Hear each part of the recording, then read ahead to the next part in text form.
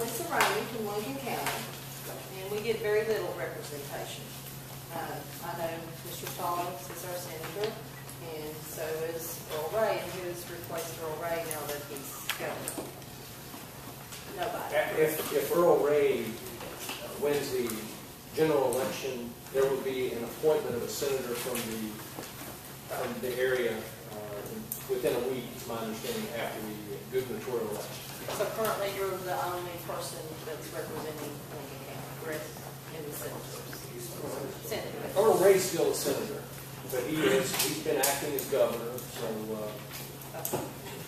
Well, one of the big issues that we have in Lincoln County is since 1986, the county commission has not cooperated with the Census Bureau.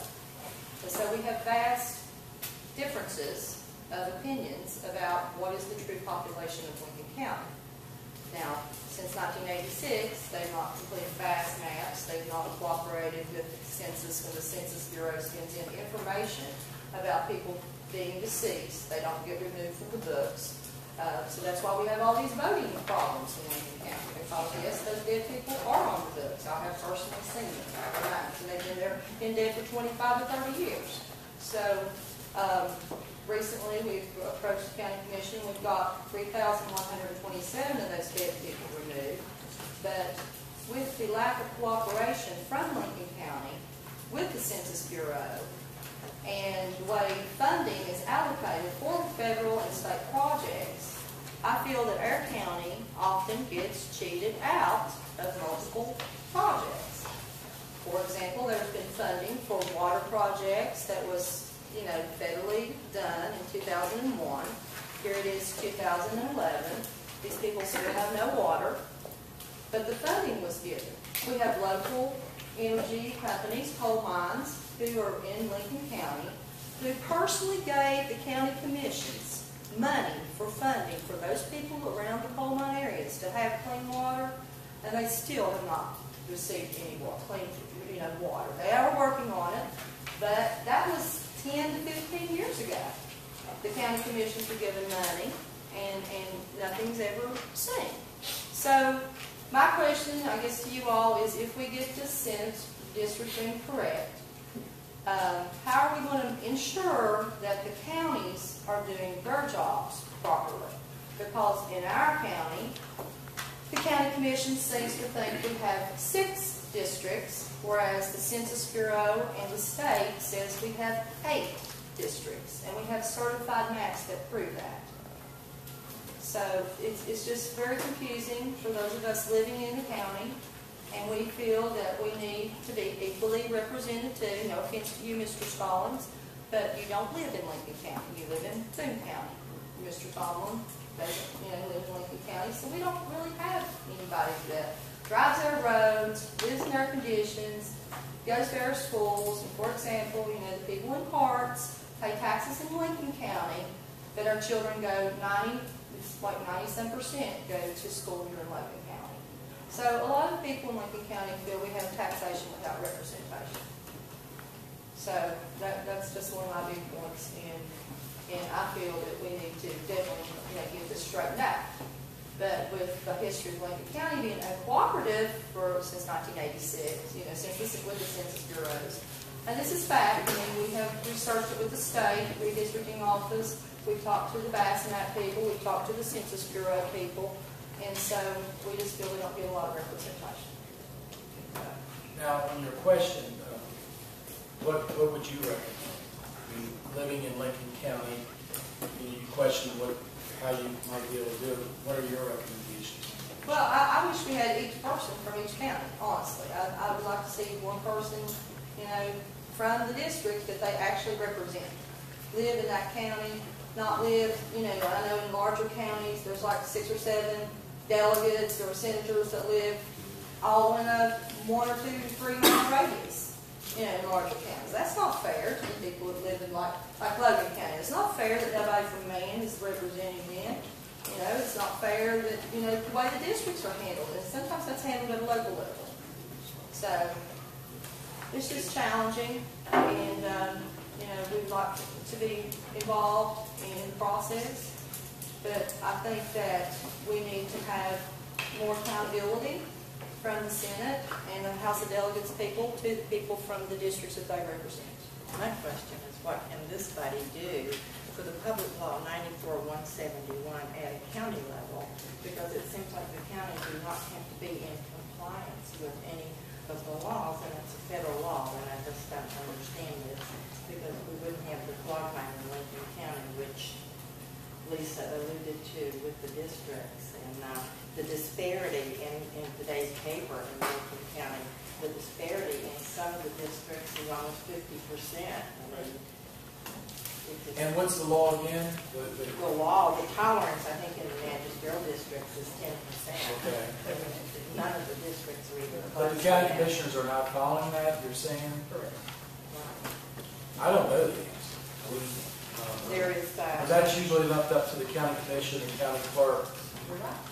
And also the precincts, they're required to also get the precincts as opposed to. I've been trying to address it since I read it. That's how it was when I first started going before the commission with it.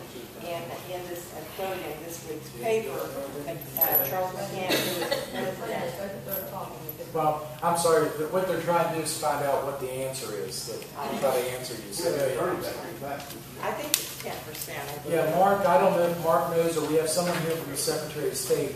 Mark Makovich is our legal eagle. Yeah, I actually don't know. I will look into it and get back to you. Okay.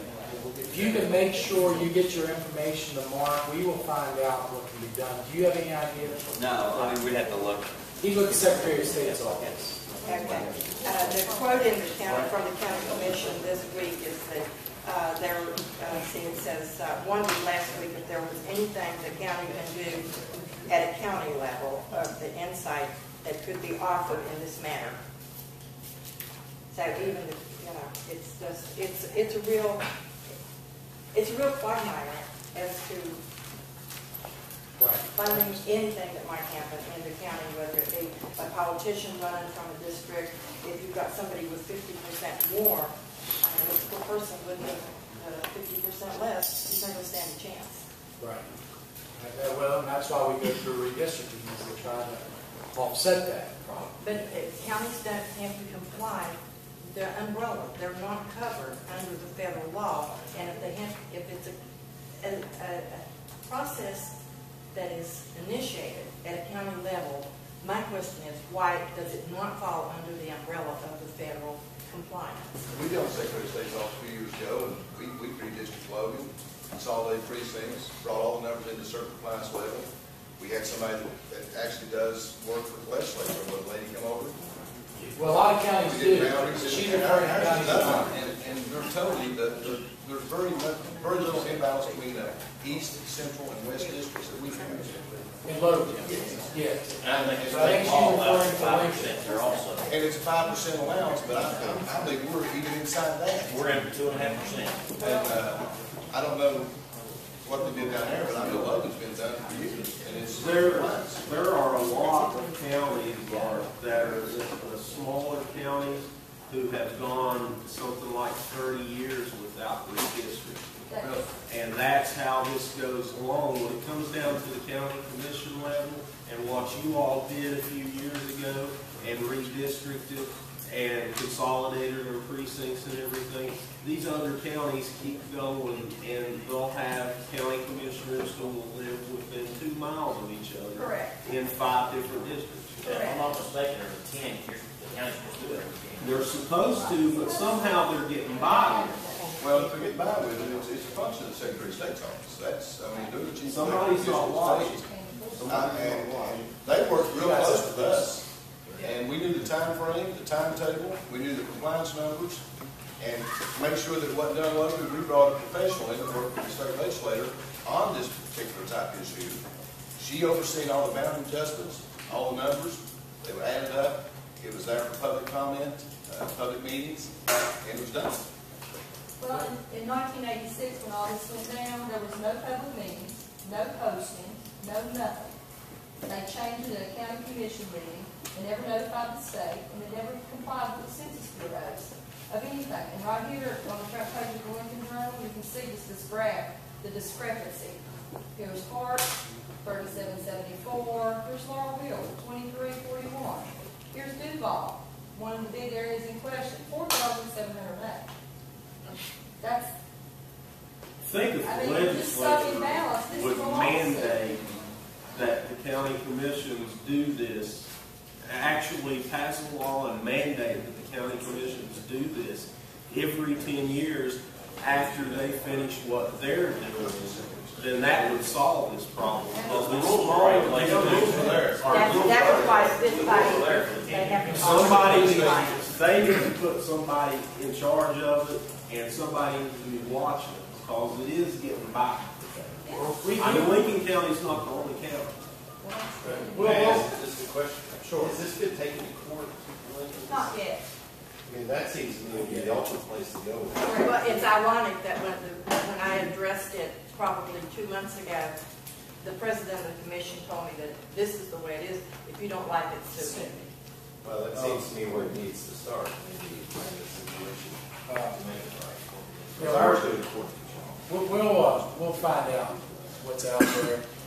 The idea, I mean, there are evidently counties like Logan that's actually following the letter of the law for what, and as far as enforcing that, there are other counties that are not, evidently. We got to find out. By adding more laws doesn't mean the counties are going to comply.